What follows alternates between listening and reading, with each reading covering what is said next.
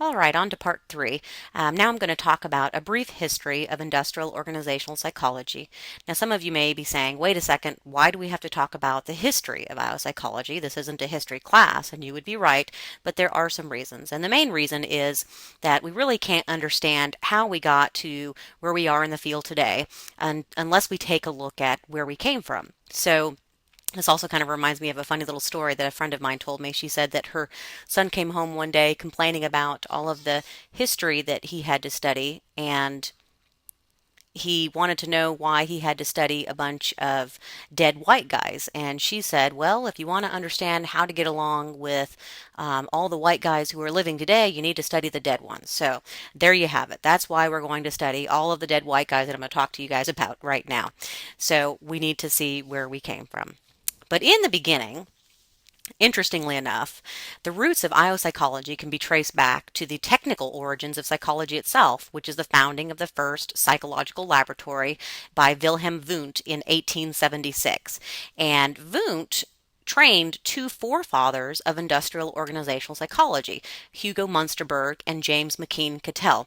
Let's talk about these two folks and a few others.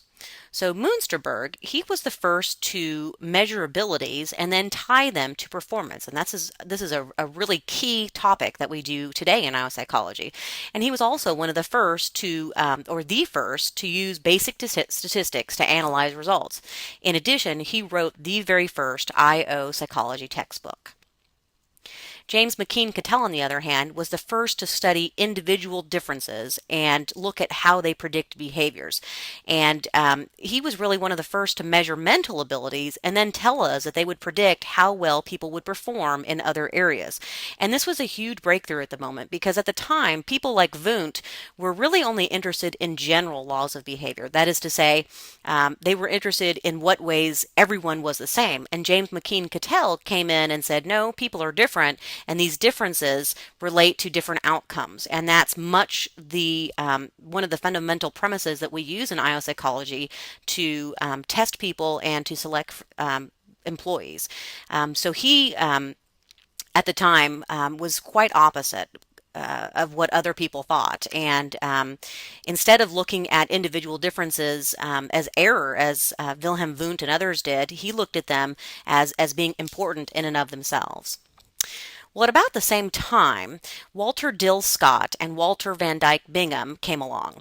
And these two gentlemen revised a very well-known intelligence test called the Stanford-Binet that was used to test one person at a time. And what they did was they turned this into a mass test that was suitable for testing many people all at once during World War I.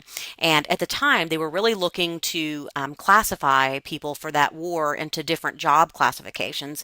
And this Stanford-Binet was revised to test masses of people all at once, and this was called the Army Alpha. Moving along, let's talk about another group of people here, Lillian and Frank Gilbreth. Now, your book doesn't mention much about these folks, but I was always taught that they were extremely influential in the formation of our field of industrial organizational psychology. Lillian and Frank were a husband and wife team with an interesting story. Lillian was the first person to ever receive a PhD in psychology in the year 1917. She and her husband studied what was called scientific management, which is basically a science which tried to find the one best efficient way to perform work. And they basically performed scientific management in the form of time and motion studies. So what they did was they had these studies where they would break down every single movement of a particular job or task that was necessary to perform an action at work.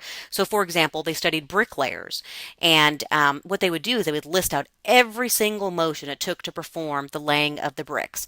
And they did this to reduce worker fatigue and, of course, increase productivity and efficiency. And with their work, they were able to reduce the movements of a bricklayer from 18 movements to only 4. Of course, they had a reason for being interested in efficiency.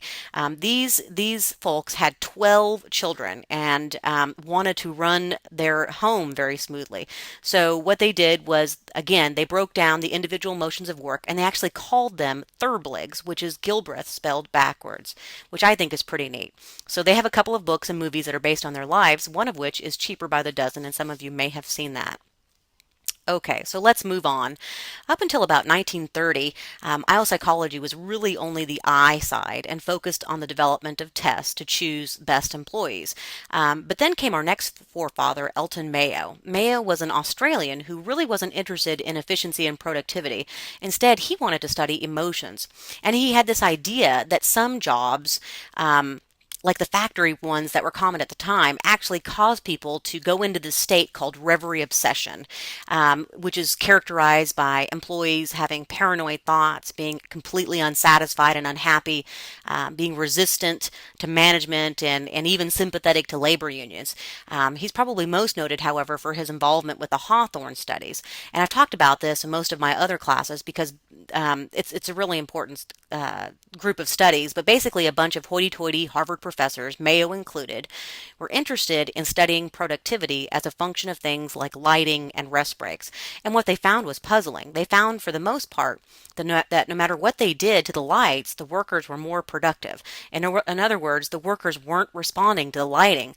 In fact, the workers were responding to the attention that Mayo and other professors gave them. So they would come up to a woman, maybe her name was Betty, and they'd say, "Betty, how are you doing today? And what do you have for lunch? And I'm just going to be sitting back watching you." And Betty would respond to Mayo and his colleagues in very favorable ways and wanted to please Mayo and his colleagues, and so they did extremely productive work no matter what they did.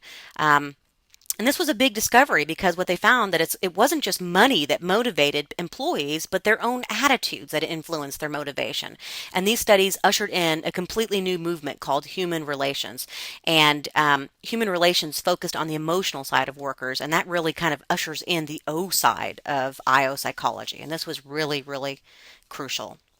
All right, moving along, we're at World War II. World War II brought some interesting advances to the field of IO. One of them was the development of the field of engineering psychology. Before World War II, there were tons of planes that were being poorly designed. The planes had instruments that were placed in different places, and there wasn't any consistency with the shapes of the gauges in the planes or where they were located. And so pilots would get in these different planes ready to go fight a war and would crash and sometimes die because they couldn't figure out the different gauges. And IO psychologists came in and they changed all of that by standardizing airplane cockpits so that all of the controls were in the same places and that they had unique shapes, so that the pilot knew which was what just by touching them. And my husband has a pilot's license, and he tells me that these shapes have been retained ever since then. So I think that's pretty neat. So IO psychologists have made incredible contributions. World War II also ushered in the development of assessment centers, something we are going to talk about in an upcoming chapter. But basically, assessment centers are basically a group of selection tests that we use, some that are used to test individuals and some in groups, and it's used to select employees. But basically, at the time, an office called the Office of Strategic Services, that later became the CIA, was given the duty of selecting spies during World War II. And spy candidates were sent to a secluded farm near Washington, D.C., and they went through extensive tests, which were physically and psychologically stressful, in the form of an assessment center. And they did mean things to these poor spy candidates, like making them go through the whole thing and then telling them that they sucked and basically flunked out just to see how they reacted. So you can kind of look at it as like a boot camp for spies at the time during World War II. Let's talk about our last piece of history here. By 1950, there were a slew of tests that were used to select employees. Unfortunately, many of them were being misused and weren't properly validated. For example, they would use cognitive ability tests or intelligence tests to test janitorial workers whose jobs didn't even require them to read. Of course, this kind of discrimination was unfair, and it, among other many social issues, ushered in the Civil Rights Act of 1964. This act was written in several titles, and the one that is of paramount importance to us IO psychologists is Title VII, which says that it is unlawful for employers to use tests that are not job related, and if a protected group, like women, African Americans, or Hispanics, who take a test and is not hired in the same ratio as the majority group, then the test may also be deemed illegal. So, hopefully you feel like you've gotten a little bit of an overview of our history, and in a second we're going to be talking about the demographics of IO psychologists and also how culture relates to IO psychology. I'll see you in section 4. Take care.